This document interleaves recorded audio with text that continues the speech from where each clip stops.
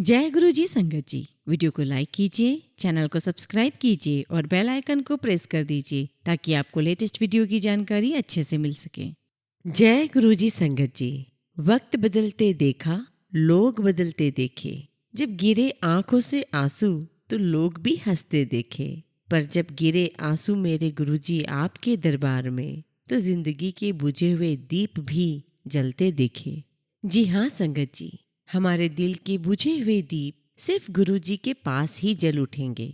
बस अपने मन मंदिर में गुरु जी के प्रति अपने प्यार, विश्वास और आस्था की लो जलाए रखें। आज का सत्संग एक संगत आंटी का है जिनके सुने मन मंदिर में गुरु जी ने विश्वास की लो जलाई है। तो चलिए संगत जी सत्संग सुनते हैं। अपने गुरु की महानता का वर्णन करने की मुझ में सामर्थ्य नहीं है, क्योंकि मात्र शब्द उनकी अद्वितीय दिव्यता के लिए अपर्याप्त है। तथापि उनकी आज्ञा से आदर और प्रेम से भरे कुछ शब्दों में उन्होंने अपनी कृपा से हमें कैसे धन्य करा है, यह अनुभव आपके साथ बांट रही हूँ। जीवन के अस्तित्व का मार्ग मोक्ष प्राप्ति की कामना के समान है। जो अपने जीवन की बागडोर अपने गुरु को समर्पित कर देते हैं, उनके लिए यह सरल हो जाता है। वास्तव में हम मार्गदर्शक न होकर केवल अनुयायी हैं। मेरा जन्म एक सिख परिवार में हुआ था। मेरे परिवार में आनंद, सुख, समृद्धि, शिक्षा और अनुशासन किसी का अभाव नहीं था। अपने बचपन से मैं अपने दादा से बहुत प्रभावित रही हूँ, जो सदा धर्म और ईश्वर में विश्वास रखते आए हैं। धीरे धीरे एक गुरु की महिमा प्राप्त करने का विचार मेरे मन में बस गया। मेरा विवाह भी सिख परिवार में हुआ। मेरे पति 3 कन्याओं के बाद परिवार में आए थे।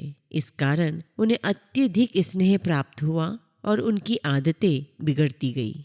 उनकी सब मांगें पूरी कर दी जाती थी।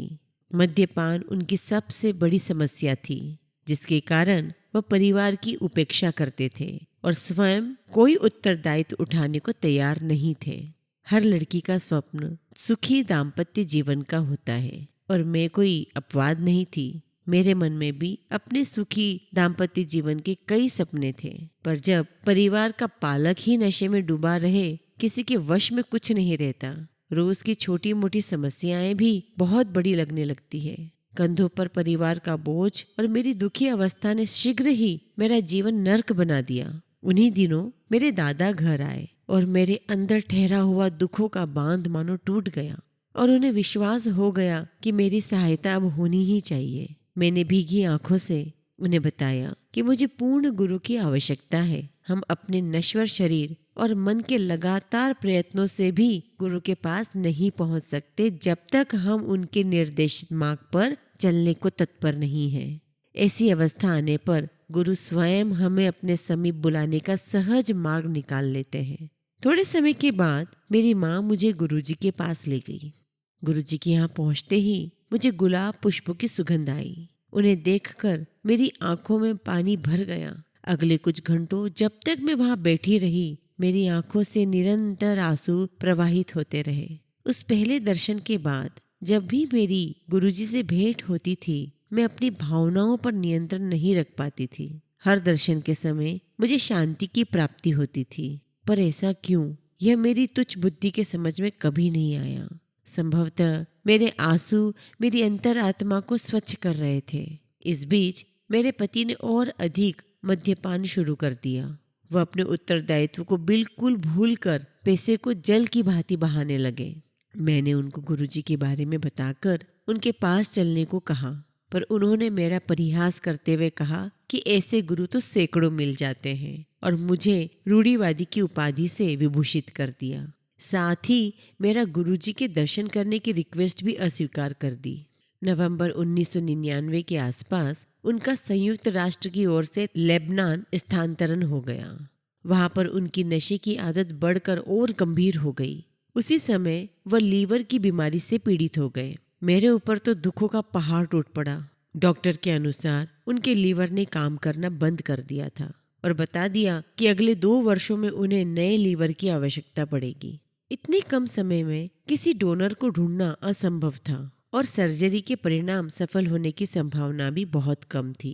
डॉक्टर ने उन्हें कह दिया था कि शराब की एक बूंद भी उनके लिए घातक सिद्ध हो सकती है। इस बीच मेरे माता पिता गुरुजी के पास जाकर उनके स्वास्थ्य लाभ की कामना करते रहे। हॉस्पिटल से अवकाश प्राप्त कर हम दिल्ली वापस आ गए। मेरे बहुत आग्रह करने पे, बहुत रिक्वेस्ट करने पर मेरे हस्बैंड गुरुजी के पास आए, पर एक कोने में बैठकर यही शिकायत करते रहे कि कितनी थकान है, और मैंने ही उन्हें आने की जीत की थी। उस दिन जब मैं गुरुजी के पास पहुंची तो मैं आवेश में कुछ बोल नहीं पाई। मेरी माँ और मैंने गुरुजी से उनको बचाने की विनती की। गुरुजी ने उत्तर दिया कि वह तो नास्तिक है, वह उसकी सहायता कैसे कर सकते हैं। उसके बाद मैं गुरुजी के पास अकेली ही जाती रही, क्योंकि मेरे पति साथ आने को तत्पर नहीं थे। एक रात गुरुजी के यहाँ से वापस आने पर मैं गहरी नींद में सो रही थी, जब अचानक जोर से मेरे कमरे में वायु का एक झोंका आया। भय के कारण मैं बिस्तर से उठकर बैठ गई और आंखें बंद कर प्रार्थना करने लगी। मुझे अंधेरे को चीरते हुए एक श्वेत प्रकाश का आभास हुआ, जो मेरे सिर तक आ रहा था। उस श्वेत प्रकाश के मध्य गुरुजी की आकृति थी। उन्होंने कहा कि वह अब मेरे पति को ठीक करेंगे। संगत जी, अगले 15 से 20 मिनट तक ऑपरेशन थिएटर के समान गंध आती रही। उसके बाद जब सब साफ हो गया तो गुरुजी ने कहा कि उन्होंने मेरे पति को स्वस्थ कर दिया है, और उसके बाद मैं सो गई। उस दिन को बीते हुए 6 वर्ष बीत गए हैं, परंतु मेरे पति ने अपने नशे की आदत बनाए रखी है। मेरे परिवार वाले और मैं बहुत विस्मित है, बहुत आश्चर्यचकित है कि डॉक्टर के कहने के विपरीत उनका स्वास्थ्य अभी भी अच्छा बना हुआ है, और गुरुजी कैसे उनकी दिन रात देखभाल कर रहे हैं। मेरे पति भी गुरुजी द्वारा दिए गए जीवन दान के लिए उनके आभारी हैं। इस संसार के समस्त ग्रंथों के अनुसार मनुष्य के जन्म से पूर्व ही उसकी मृत्यु की तिथि का निर्धारण हो जाता है, और कोई भी उसे एक श्वास अधिक या एक कम नहीं कर सकता, किंतु उसके कर्मों को समाप्त करने का सामर्थ्य केवल सर्वोच्च सृजनकर्ता के पास है। एकमात्र गुरुजी ही ब्रह्मांड के संचालक हैं। वह सर्वश्रेष्ठ शक्ति है, जिन्होंने मेरे जीवन की गाथा को पुनः लिखा है। मैं और मेरे परिवार वालों ने अनेक बार गुरुजी से सहायता की पुकार लगाई है, और ये अनुभव किया है कि अचानक ही सब कुछ ठीक हो गया है, जैसे किसी ने कोई जादुई छड़ी घुमा दी हो। एक बार मुझे गुरुजी के पास अपनी आधा दर्जन से अधिक सहेलियों को ले जाने का संयोग प्राप्त हुआ। उनसे मैंने गुरुजी के गुणों का वर्णन किया था। अपनी संकीर्ण विचारधारा के अनुसार मैंने उनसे गुरुजी से कुछ नहीं मांगने का निवेदन किया। गुरुजी के चरण स्पर्श करते समय उन्होंने मेरे मन के भाव पढ़ते हुए बताया कि उन सब ने उनसे कुछ न कुछ विनती की थी, और गुरुजी ने कहा, मैंने सब की मनोकामना पूर्ण कर दी है। उनके पास से कोई भी खाली हाथ नहीं लौटा है। संगत जी, व्यापारी को समृद्धि, रोगी को स्वास्थ्य लाभ, विद्यार्थी को विद्या आदि कुछ को अनेक आशीष का आभास हो जाता है, और कुछ उससे अनभिज्ञ रहते हैं। उनके स्नेह की कोई सीमा नहीं है। आस्तिक या नास्तिक, सबको उनकी दया प्राप्त होती है।